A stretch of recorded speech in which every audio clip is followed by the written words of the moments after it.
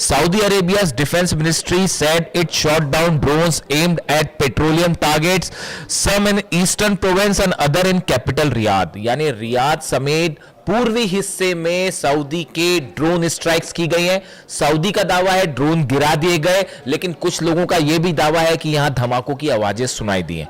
यह सब कब हो रहा है? जब हूती और सऊदी के बीच में लगातार जंग वाले हालात बने हुए हैं। It said that the drones had been launched from Iraq by Iran-backed militia and it reserved the right to respond. अब देखिए यहां गौर करने वाली बात क्या है, जो बात इस पूरे मसले को रहस्यमय बना रही है। सऊदी ये कह रहा है कि हमले यमन से नहीं हुए। जो ड्रोन आए सऊदी में रियाद के ऊपर और ईस्टर्न प्रोविंस में जो हमले हुए हैं ड्रोन से, बीती रात की ये बात है, ये हमले जो है सऊदी का कहना है कि ये इराक से किए गए हैं और ईरान का जो समर्थन करने वाले ग्रुप है उन्होंने ये हमले किए हैं सऊदी पे।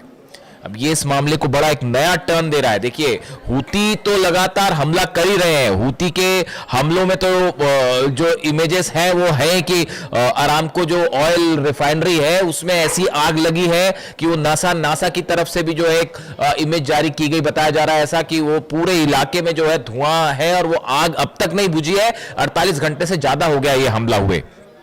Satellite imagery circling on social media appeared to show damage caused to Saudi's Aramco oil processing facility in the country's east. Separate footage showed a large plume of smoke rising from the facility following the attack. पूरे इलाके में धुएं का गुबार देखा जा रहा है और सैटेलाइट से वो इमेजेस दिखाई दे रही है। यानी सऊदी को अरामको जो ऑयल फैसिलिटी थी ये अगबे इलाके में, यहां पर जो है बड़ा नुकसान हुआ है। Separately Houthis allies, Iran's ally Houthi in Yemen said they have targeted transit sites carrying oil west to Saudi Arabia's main Red Sea oil port of Yanbu. इन्होंने कहा है कि जो जहाज यानबू जा रहे हैं सऊदी के, उसको भी उनको पे भी हमले किए गए। देखिए 3 हमलों की खबरें तो कंफर्म थी कि 3 जहाज सऊदी के इसको हूतीस की तरफ से टारगेट किया गया, इस तरह की खबरें। अब इनका फिर से दावा आया है कि जो यानबू पोर्ट है सऊदी का, इसके पास और जहाजों को निशाना बनाया गया है।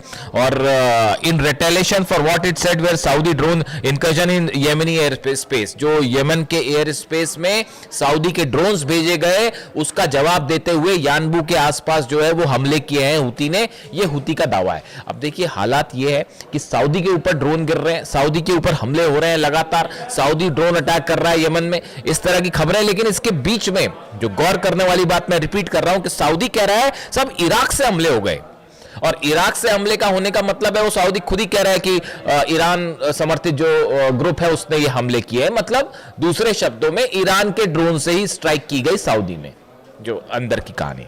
अब देखिए अब दूसरी खबर आ जाइए। दूसरी खबर है इजराइल में तो कल सेडोट इलाके में वैसे ही हंगामा मच गया था। जो 2 कंपनीज में ऑयल, जो केमिकल कंपनीज है उसमें ऑयल कंपनी में जो धमाके हुए, आग लगी, उसके बाद वहां पर अमोनिया फैलने की खबर थी, तो वो उसको ऑलरेडी ड्रोन स्ट्राइक मानी जा रही थी। तो पूरे इजराइल में कल इसको लेकर खबरें थी कि भाई ये हमला हो गया।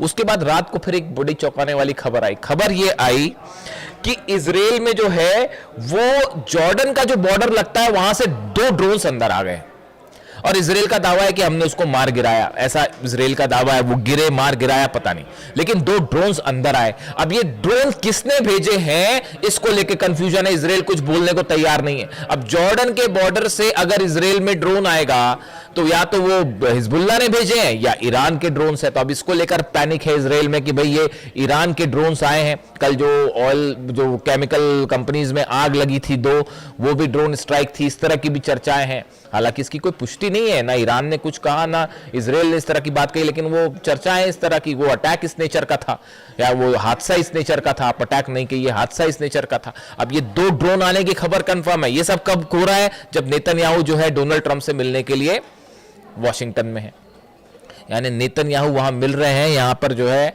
ड्रोन्स आए जा रहे हैं इजराइल के ऊपर।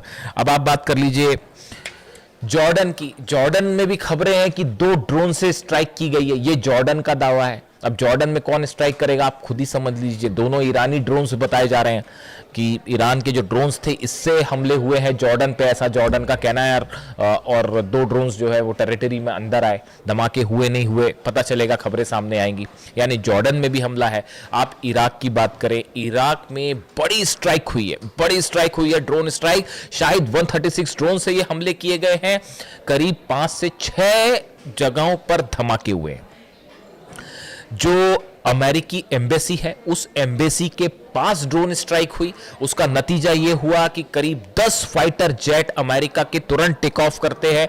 ये अंदेशा था, ऐसा लग रहा था कि अमेरिका फोर्सेस को कि ये बड़ी स्ट्राइक हो गई है और मिसाइल हमले भी हो सकते हैं, और अगर एम्बेसी पे मिसाइल गिर गई, सैनिकों की और कैजुअलिटी हो जाएगी, अधिकारों की कैजुअलिटी हो गई तो और जो है बदनामी हो जाएगी। वैसे ही जॉर्डन में कितने मरे हैं अभी तक पता नहीं चल पा रहा है। जॉर्डन में कितनी कैजुअलिटी हो पता नहीं चल पा रही है, कुछ बोलने को तैयार नहीं है। ईरान ने दावा कर दिया 200 सैनिकों को हमने मार दिया है, तो वो एक अलग कहानी खड़ी हुई है। दूसरी तरफ वो जहाज जो जले हैं वो नंबर्स मैं आपको बता चुका हूं, 20 से ऊपर जहाज है जो डैमेज है।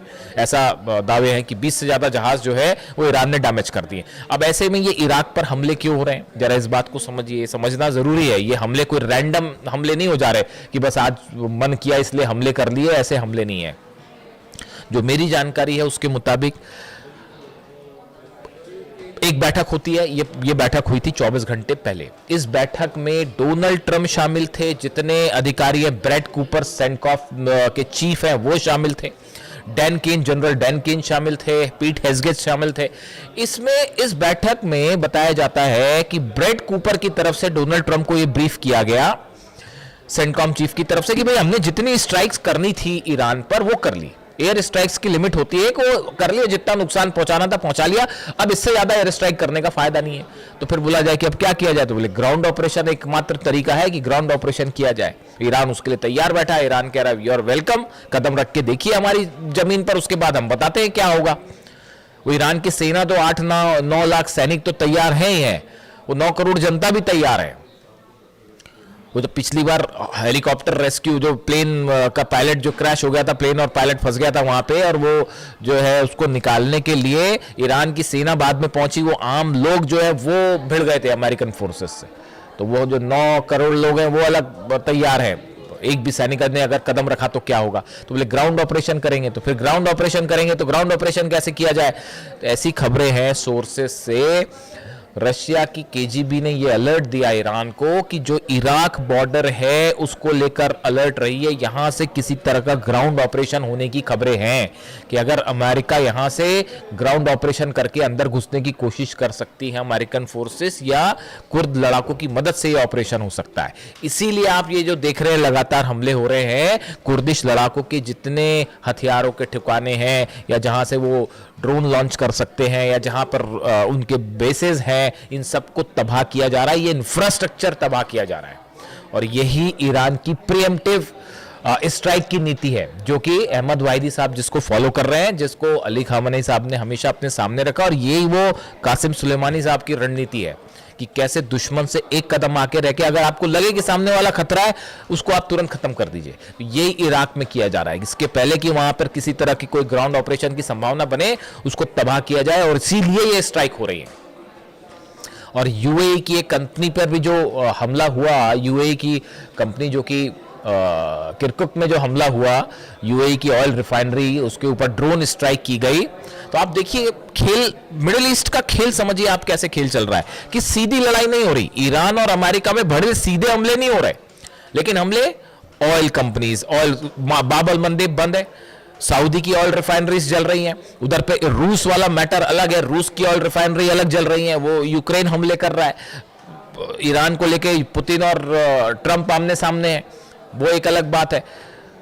इराक में देखिए, इराक में जो यूएई की ऑयल कंपनीज है उस पर हमले हो रहे हैं, यमन में हमले हो रहे हैं, इजराइल पर जो है वो 2 ड्रोन अंदर आ गए, और वो केमिकल फैक्ट्री में आग जो लगी है वो अभी भी संदेहास्पद है, तो उसको लेकर वो अलग खबर है। जॉर्डन पे हमले हैं, और नई वार्निंग आ गई है ईरान की तरफ से। ईरान ये कह रहा है पिछले 48 घंटे के अंदर, देखिए जो पीटरसन वॉरशिप है अमेरिका का, जो कि अरब सागर में था, ये हॉर्मुज के थोड़ा करीब आया है, और इसने जो है जितने जहाज ईरान के जो जहाज हॉर्मुज से आना जाना कर रहे हैं उनको रोकने की कोशिश कर रही है अमेरिका की नेवी।